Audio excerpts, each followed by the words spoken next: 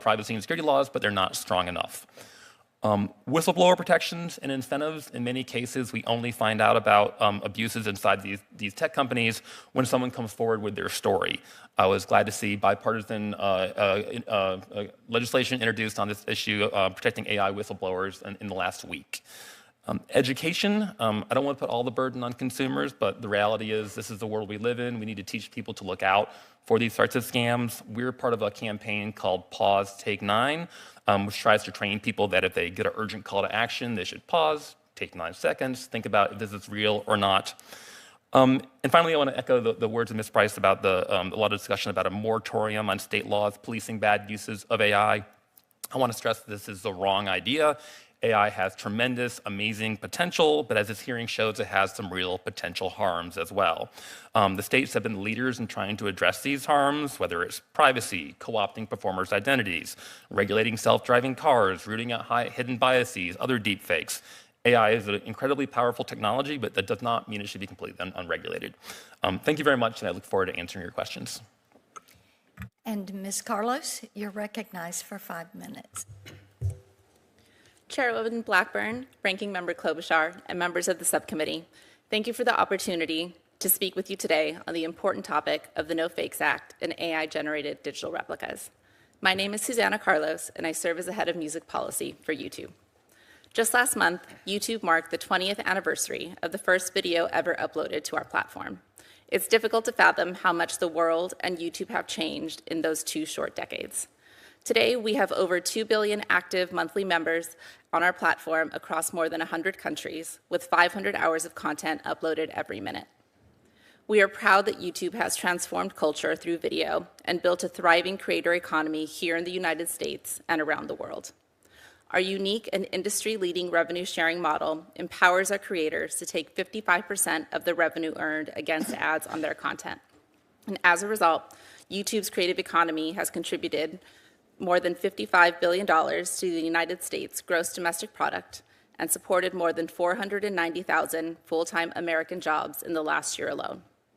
In the 3 years prior to January 2024, YouTube paid more than $70 billion to creators, artists, and media companies. At YouTube Music, we built one of the world's deepest catalogs. Over 100 million official tracks, plus remixes, live performances, covers, and hard-to-find music you simply can't find anywhere else. We've now reached over 125 million paid YouTube and music and premium subscribers.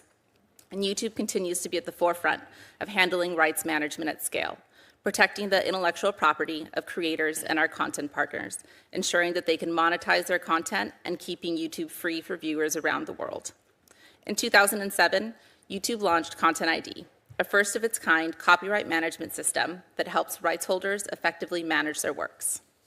Rights holders or their agents provide YouTube with reference files for their works they own, along with metadata such as title and detailed ownership rights. And based on these references, YouTube creates digital fingerprints for those works in question and scans the platform to determine when content in an uploaded video matches the reference content. Rights holders can instruct the system to block, monetize, or track the reference content. And over 99% of the copyright issues on YouTube are handled through Content ID. It has also proven to be an effective revenue generation tool for rights holders, as over 90% of Content ID claims are monetized. And as we navigate the evolving world of AI, we understand the importance of collaborating with partners to tackle emerging challenges proactively. We firmly believe that AI can and will supercharge human creativity, not replace it. Indeed, AI has the potential to amplify and augment human creativity, unlocking new opportunities for artists, creators, journalists, musicians, and consumers to engage creatively with new tools and play an active role in innovation. We are already seeing creators exploring new areas, including the creation of new types of music, books, photography, clothing, pottery, games, and other art inspired in collaboration with AI models. And as this technology evolves, we must collectively ensure that it is used responsibly, including when it comes to protecting our creators and viewers. Platforms have a responsibility to address the challenges posed by AI-generated content, and Google and YouTube stand ready to apply our expertise to help tackle them on our services and across the digital ecosystem. We know that a practical regulatory framework addressing digital replicas is critical, And that is why we are especially grateful to Chairwoman Blackburn, Senator Coons, Ranking Member Klobuchar, and all the bill sponsors for the smart and thoughtful approach adopted in developing the No Fakes Act of 2025. We deeply appreciate their willingness to bring a variety of stakeholders together to forge a consensus on this important topic. YouTube and Google are proud to support this legislation, which tackles the problems of harm associated with unauthorized digital replicas and provides a clear legal framework to address these challenges and protect individuals' rights. The No Fakes Act appropriately balances innovation, creative expression, and individuals' rights while offering a broadly workable, tech-neutral, and comprehensive legal solution. By supplanting the need for a patchwork of inconsistent legal frameworks, the No Fakes Act would streamline global operations for platforms like ours and empower artists and rights holders to better manage their likeness online. We look forward to seeing the legislation passed by Congress and enacted into law. We have similarly proudly supported the Take It Down Act because it's critical to prevent bad actors from producing and disseminating non-consensual explicit images. We would like to thank Ranking Member Klobuchar along with Senator Cruz for their leadership on the legislation. This is an area we continue to invest in at Google, building our long-standing policies and protections to ultimately keep people safe online. Thank you again for inviting me to participate in today's hearing. I look forward to your questions. And we thank you all for sticking to the 5-minute clock. I didn't have to gavel down a person.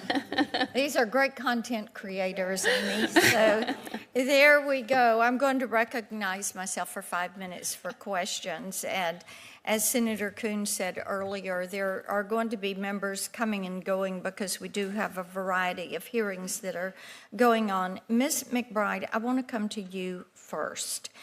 I think that your perspective is such an important perspective as we talk about this and talk on the direct impact to someone who is creating content. And I appreciated so much that in your testimony, you talked about how your voice and likeness, along with so many other creators, that is at risk, and therefore your livelihood is at risk. So talk a little bit about how harmful deepfakes are in the long term and why it is important to get legislation like this to the president's desk, and then talk about fellow artists that you have spoken with and their concerns on the issue. Well, as you said, it does affect livelihood for art musicians, backup singers, voiceover actors, authors, like so many people in the arts. For me, being established and having done this for over 30 years, that's not necessarily my first concern. I have the luxury of that not being my first concern, but it is a concern for younger artists that are coming up. So, as I said in my testimony, the thing that I'm most concerned with personally is how we work so hard to present ourselves with integrity and a certain character. And the fact that, long term, that could be distorted or manipulated to be the opposite of what I stand for and what I believe. Or to be used to cause harm to someone through endorsing a harmful product, or far into the future after I'm gone, somebody creating a piece of music or me saying something that I never did, and it just kind of like disintegrating what I've worked so hard to establish, which is trust with my fans, with people who, when I say something, they believe it. I think for younger artists, to your point of livelihood, to be new and having to set up what you stand for and who you are as a person, as an artist, what you endorse, what you believe in, and establishing a trust with your fans. And then on top of it, having to navigate these waters of someone coming in and distorting all of that is devastating. Like, I don't know how. I can't stress enough how it can impact the careers of up-and-coming artists, and even just in their ability to, to speak their truth, or just to live in fear of being a victim of these deep fakes. Yeah. Mr. Glazier, I want to come to you on something you mentioned about the critical balance of protecting the artist's voices and likenesses, and then also reducing litigation. And that is why we need to have this framework. And I think helping artists stay out of court. I mean, they're at a point where they may have to spend much of what they've earned in order to protect themselves and to protect their brand, if you will. If you'll elaborate on that. Sure, I'm happy to. The bill has to be effective and practical at the same time, both for the victim and for the platform who is going to limit the damage to the victim. It has to work on both ends, and that's why I think the approach that was taken both in the Take It Down Act and in this act are so important, especially in areas where the platform has less knowledge and less control because end users are posting on the platform. And those can go viral very, very quickly. The ability for the platform to take it down as soon as, technically and practically feasible so that they stop the damage, and to keep it down so that the artist or any other victim doesn't have to spend their lives monitoring a platform and continually sending more notices and more notices as end users keep putting up the same material over and over and over again. We now have tools that will allow the removal off of the platform. And once the removal is done, the damage can be limited. There is no liability for the platform, and the artist doesn't have to spend their time just litigating. Where there is more knowledge and control, right, where the platform has an employee upload it, for example, then there should be responsibility on the platform. And those are cases where you might need to go to court because the platform could have prevented it and they didn't prevent it. So I think the bill is incredibly balanced and really innovative in its approach to protecting free speech, reducing litigation, but also effectively protecting the right that's necessary. All right, thank you very much. I guess I'll start with Mr. Brookman, the non-Grammy winner. I want to talk to you just a little bit about this consumer angle here, which I think is interesting to people. And I think at its core, all of us involved in this legislation have made it really clear that it's not just people who are well-known that will be hurt by this eventually, and that getting this bill passed as soon as possible is just as important for everyone. But I do so appreciate Ms. McBride's being willing to come forward, because those stories and the stories that we've heard from, like I mentioned, Jamie Lee Curtis, or the stories that we've heard from many celebrities are very important to getting this done. So you just did a report, AI-generated voice cloning scams, including that AI voice cloning applications, in the words of the report, presents a clear opportunity for scammers. And we need to make sure our consumer protection enforcers are prepared to respond to the growing threat of these scams. I had this happen to my state director's husband, their kid is in the Marines, and they got a call. They figured out that it wasn't really him asking for stuff and money. They knew he couldn't call from where he was deployed to. But this is just going to be happening all over the place, and the next call will be to a grandma who thinks it real, and she sends her life savings in. So I have called on the FTC and the FCC to step up their efforts to prevent these voice cloning scams. What are some of the tools that agencies need to crack down on these scams, even outside of this bill? Yeah, absolutely. So I think the first thing the Federal Trade Commission probably needs is more resources. They only have like 1,200 people right now for the entire economy. That's down from like 100 just in the past couple of months. Way down from even during like the Nixon year. Yeah, like 1,700 it used to be, and the economy's grown like 3 or 4 times. Chairman Ferguson has said more cuts are coming, which I think is the wrong direction. I worked at the Federal Trade Commission for a couple of years. Like, we could not do like a fraction of all the things that we wanted to do to protect consumers. So more people, more capacity, more technologists. There's just not enough technology capacity in government. I was in the Office of Technology Research and Investigation there. That was like 5 people. That's just not enough, obviously, with all these very sophisticated, just deepfakes alone, let alone the rest of the tech economy. the ability to get penalties and even injunctive relief, right? If someone gets caught stealing something, the FTC often doesn't have the ability to make them give the money back. Yeah. I know this committee has tried to restore that authority, but that would be important.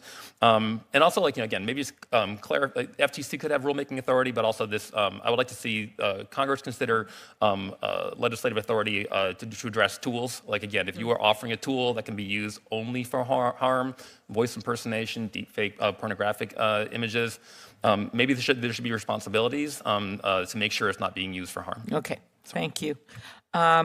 Ms. Carlos, can you talk about what YouTube is doing to ensure it's not facilitating these scams?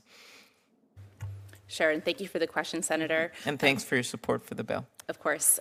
So just to primarily consider, we obviously see great and tremendous opportunity coming from AI, but we also acknowledge that there are risks. And it is our utmost responsibility to ensure that it is deployed responsibly.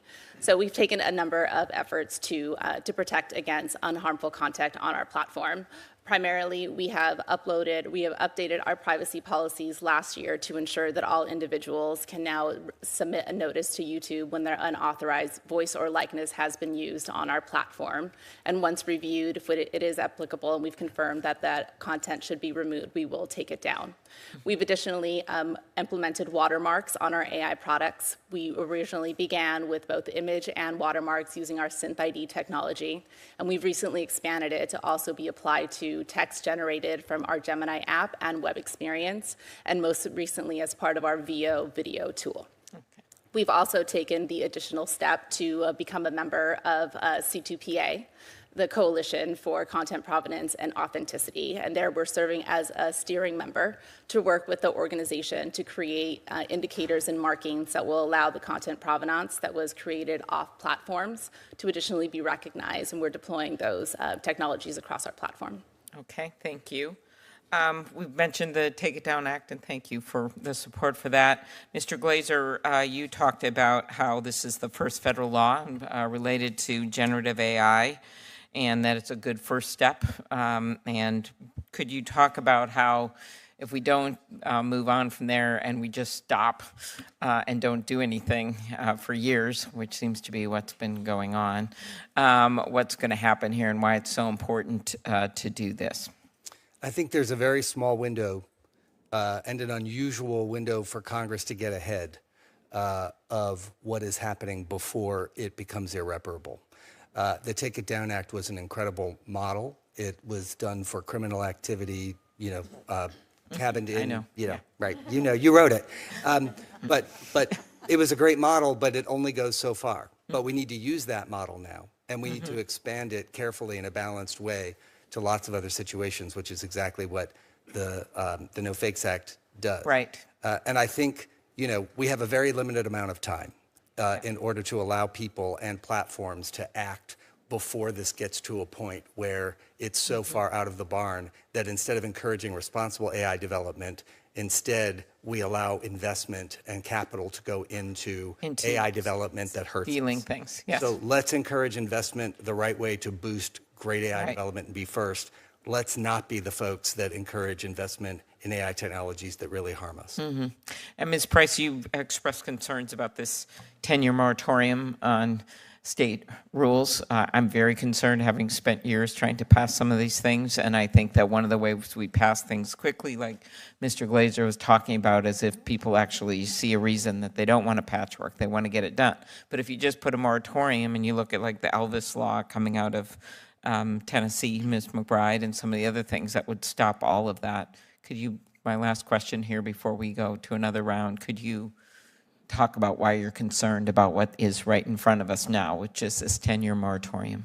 Yes, thank you for the question, Senator. We're concerned about the moratorium because it's basically signaling to the AI companies that they can kind of do whatever they want in the meantime, and it inhibits states' ability to adapt their laws to this form of technology that's changing very quickly and then has this potential to cause great harm. Thank you. And I know Senator Coons is on his way and Senator Hawley is coming back, but Ms. Price, staying with you, you talked about the Take It Down Act and the importance there. But touch on the gap that No Fakes fills for a child who may have something posted, but yet it doesn't fit under Take It Down, and how this would open up an avenue of recourse for them. Yes, thank you, Senator. So under the No Fakes Act, because there is a private right of action, there would be another way essentially for a victim to seek accountability from a perpetrator or platform, which is really important because the layers of accountability are what really deter bad actors from engaging in harm. So having the criminal, but then also having the ability to do the private right of action, the civil action, is important. And speaking to the states and their actions, I do want to mention that Tennessee passed the Elvis Act, which is like our first generation of the No Fakes Act. And we certainly know that in Tennessee we need those protections. And until we pass something that is federally preemptive, we can't call for a moratorium on those things. So, Excellent statement. of course.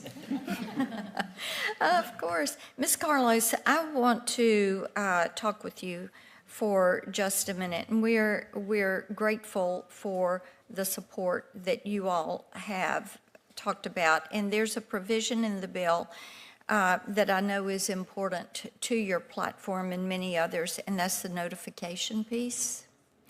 And giving individuals harm. You've talked about artists being able to contact you, but for you all to be able to notify and letting people know about this, and then asking for that content to come down and then taking that action. As we have worked on the Kids Online Safety Act, one of the complaints that had come to Senator Blumenthal and I from individuals that tried to get things off was they could not get a response.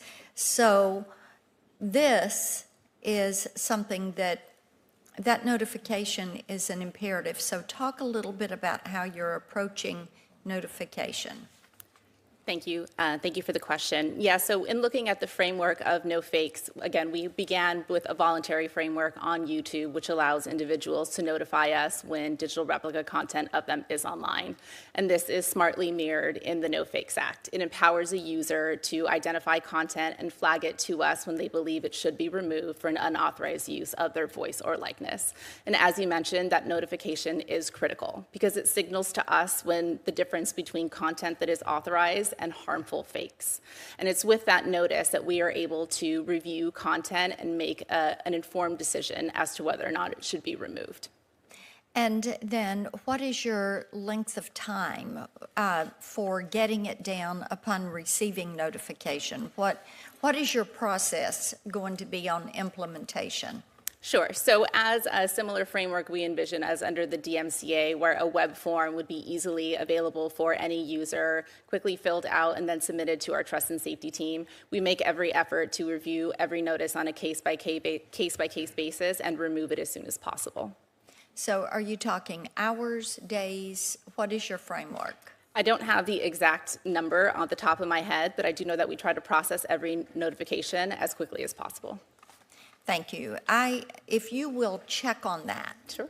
And then get that information back to us, I think we would like to know that, because the fact that this has taken such lengths of time for people to have any kind of response has been very difficult for consumers, and they feel like they're talking to the outer space and nobody is listening and nobody's responding. Thank you for flagging the concern. I'd be happy to follow up with you in the committee. I appreciate that. Senator Coons, you're recognized for 5 minutes. Thank you so much, Madam Chair. I'd like to first thank Ms. McBride for being here to testify in support of No Fakes. Could you speak to why this bill is so important, both to protect artists like you and to protect your fans? Thank you. I think that it's important because as artists, we hopefully want to speak the truth. We want to build a relationship with our fans in which they trust us. So when they believe what we say. So when you have something like a deep fake that either sells a product or says a statement, it can be so harmful to that trust. You know, I mean, I just realized sitting here that I bought a product, a collagen supplement off of Instagram the other day because it had Leanne Rimes and a couple of other people. And I'm sitting here thinking, oh my goodness, I don't even know if that was really them, right? Mm-hmm. So it's damaging to the artist and to the fan. You know, we had a situation personally where one of my fans believed they were talking to me, ended up selling their house and funneling the money to someone who they thought was me. That is so devastating to me to realize that somebody who trusts me could be duped like that, you know. And then also I think that eventually somebody who is duped by a deep fake is going to be angry enough to you know, have retribution, which we're on stages in front of thousands of people, we're in public places, so it's a danger to the artist as well. Mr. Glazer, to follow up on Ms. McBride's testimony, what do you think are the consequences for the music industry if we don't get no fakes over the finish line? What will the consequences be for music fans and for the industry? The entire music ecosystem is dependent on the authentic voice and the authentic image of the artist, right? That is what the music industry is. If you allow deepfakes to perpetuate, you're taking the soul out of the art. And when you do that, you're taking the humanity out of the art, and that's what art is. So I think it's fairly existential that the voice of music be the voice of music. I think that's what everything is built on. And the idea, it's almost bizarre that we have to sit here today talking about allowing someone to protect the use of themselves. If there's anything that we have a right in and should be able to control, it's the gifts that God gave us, the voices that we have, the image that we have. And for that to be taken from you is devastating both for the individual and obviously for the industry itself, which is built on these very voices. Ms. Carlos, if I might, I just want to thank you for YouTube's partnership in getting to the place where you support no fakes. Other tech companies haven't come forward. I'd be interested in what you might say or encourage me to say to the Metas or TikToks of the world about why they should support this bill, even though it imposes new obligations on them. And some have argued that no fakes might chill legitimate speech by incentivizing platforms to over-remove content out of fear of being sued. How does YouTube think about balancing its obligations under this bill with its First Amendment obligations to users? Thank you for the question, Senator. As we mentioned, YouTube largely supports this bill because we see the incredible opportunity of AI, but we also recognize those harms, and we believe that AI needs to be deployed responsibly. I believe Mr. Glazer mentioned during his opening statement that the No Fakes Act does carry First Amendment exemptions, parody, satire, newsworthiness, and that is one of the reasons that we felt comfortable endorsing this bill. We are, at the end of the day, an open platform, and we believe that a variety of viewpoints can succeed on YouTube. So those would be some of the things that I would share with you to share with those other companies, but I cannot speak directly on behalf of why they may or may not choose to endorse the bill. Understood. Thank you all, and thank you all for your testimony today. Thank you. Senator Hawley, you're recognized for 5 minutes. Thank you very much, Madam Chair. Thanks to all of the witnesses for being here. Ms. Carlos, if I could just start with you. You're here on behalf of YouTube, is that right? That is correct. Can you tell me, why is it that YouTube has monetized videos that teach people how to generate pornographic deepfakes of women? Why does that happen on your platform? Thank you for the question. Protecting our users is one of our top priorities. My general expertise is in music policy, so I'm not in the best position to answer that question, but I'm happy to follow up with you. Do you know how many such videos there are out there that are these are monetized videos now on YouTube? I'm not aware of that number. I can't say that our community policies do not allow that type of content on our platform. Well, Forbes magazine just reported that YouTube's in fact promoted over 100 YouTube videos with millions of views that showcase AI deepfake porn and include tutorials on how to make deepfake porn particularly porn that targets young women. Do you have any idea how much money YouTube has made off of this monetization? Thank you for bringing this to my attention. I do not have detail on this specific news article. I'm happy to follow up with you in the committee. So you don't have any idea of how many ad dollars YouTube has made off of this? I do not. Are you aware that one of these websites that was promoted by YouTube in these videos was later cited in a criminal prosecution for AI sexual abuse material, generating, let me be more specific, generating AI sexual abuse material involving children? Thank you again for the question, Senator. As we mentioned earlier, YouTube has endorsed the Take It Down Act, and we take these issues very seriously. Again, I'll notify that I represent music policy and do not have that information to give you a fulsome response during today's hearing. Let me ask you this then. If a teenage girl's face ends up in an AI porn video on your platform, what does YouTube do about it? What's her recourse right now? What can she do to get some recompense, get some restitution? After over a year ago, we updated our privacy policy so that anybody who believes that their voice or likeness is being used without their authorization on our platform can submit a request for removal. A request for removal. Is there some policy in getting reimbursement for any profits the company may have made, again, if these videos are monetized? I mean, does the victim get a share of anything? I'm not aware of those policies. I would have to follow up with you, Senator. Why is it that the enforcement of YouTube's own policy here seems to only happen after videos go viral? Is there a reason for that? I do not have the answer to that question to you. Do you know how many AI-generated deepfake videos or deepfake content is removed before a victim complains? Does the victim have to complain before YouTube does anything? Again, my specialty is in music policy. I do understand that we use technology such as AI to search for that content, and when it is in violation of our policies, we will remove it. Let me ask you about this.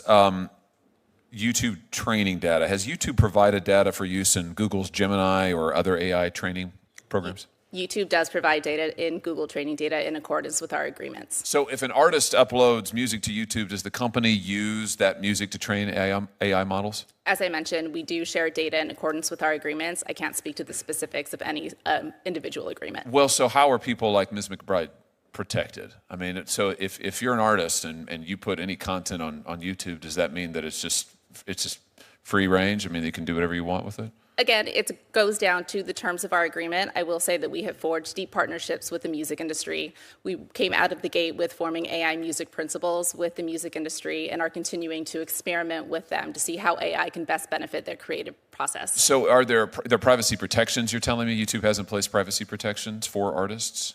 They apply to all individuals on our platform. Oh, so is this, you have to, this is the click wrap scenario? This is in order to watch cute dog videos or whatever, you've got to click the I consent, and that wraps in, you basically give consent for your stuff to be used? There are all different types of various agreements, but our terms of service are included in that batch of agreements. So I guess my question is, where are users told about their privacy protections if they have any, and where do they explicitly consent?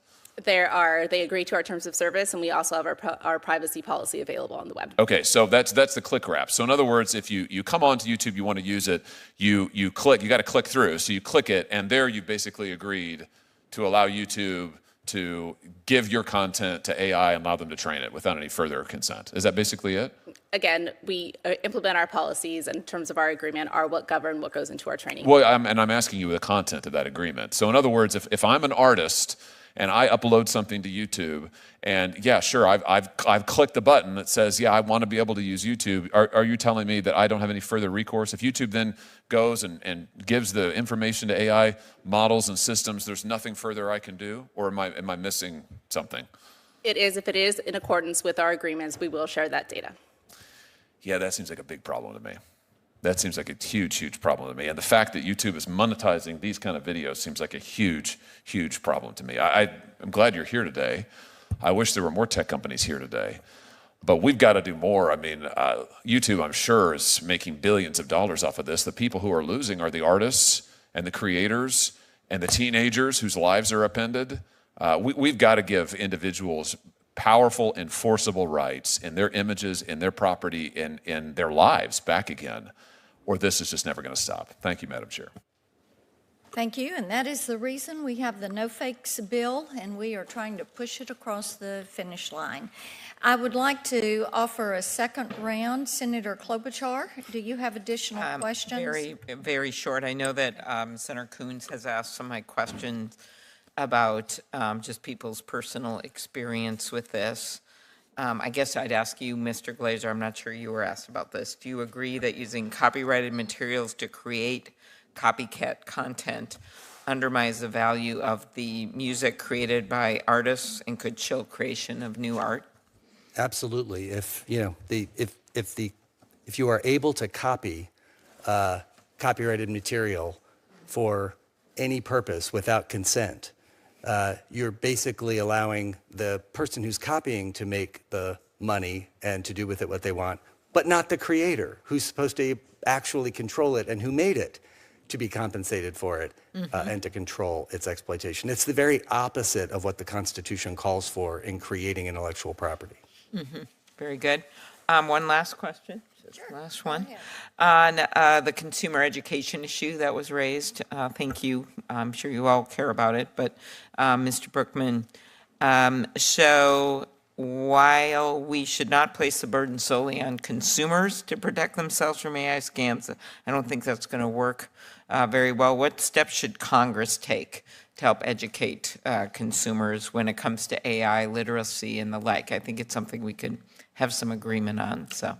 Yeah, I mean, I think a public spending the money for a public awareness campaign is I think a really good idea. I think people are hear stories of friends who it's happened to, but a lot of people just have no idea that the things they see online, the things they see on Facebook are just not real. So in addition to laws, you know, one that says I'm the fourth richest woman in the world now. Congratulations. Yeah, that just this week. I'm sorry, I don't want to exaggerate. America. And then people try to defend me by sending out the list of the top 10 richest with like Oprah, and I always think it's kind of sad that I'm nowhere near it. But yes, that's the latest thing that's out there. Go on. Yeah, just training people to be aware of it, to think about it, just to watch out for social engineering attacks, false calls for urgency. The deepfake voice right now is usually good for a little while, but it's getting better, right? And it's going to continue to get better. So one idea is having a family safe word, right? Like a word that only you and your family know that the scammer can't get. But like they have access to a lot of personal data about us, so we are all vulnerable. The numbers are going up dramatically. So just like teaching people, like I said, it's a shame we have to teach people to do this, but it is the world we live in. Okay, thank you. Thank you, Senator Blackburn. Ms. Price, I was glad to see President Trump sign the Take It Down Act earlier this week. Why is no fake still necessary if Take It Down is on the books? Thank you, Senator. No fakes is still necessary because it provides a way for victims to bring a civil lawsuit on their own behalf. And so there's an importance to having, yes, on the one hand, the criminal piece, the criminal law accountability, and the required takedown under the FTC, but then, of course, the victims being able to bring their own lawsuit if they wish to do that. It's more effective for deterrence to have multiple things. Ms. Carlos, why did YouTube come to the table? You could have just made it a whole lot harder for the bill to move forward if you didn't make concessions and agree to be a part of advocating for the bill. Thank you for the question. Again, thank you for including us. Apologies. Thank you for the question, and thank you for including us in that round of stakeholders. So YouTube sits in a very unique kind of universe. We not only have our users and music partners and media partners, but we also have creators. And that is one area where this idea of digital replicas can cause real world harm. So in addition to supporting no fakes, which gives them the individual right to remove content, not just from YouTube, but from other platforms, we're continuing to invest in new technology, which we refer to as likeness ID, which will allow our participating members in our pilot to have their face and voice scanned, and we'll be able to match across our platform. So we're continuing to invest in this technology as we see it's a top issue. Thank you. Thank you very much, Senator Blackburn, Ranking Member Klobuchar. Thank you, Senator Coons. Mr. Glazer, I want you to touch on contracts. We've had quite a discussion this week on copyright. And as artists negotiate these contracts for their name, their image, their likeness, recently SAG-AFTRA made a move in some of their negotiations on this. But talk a little bit about the importance of having a federal standard as it relates to standard contract law.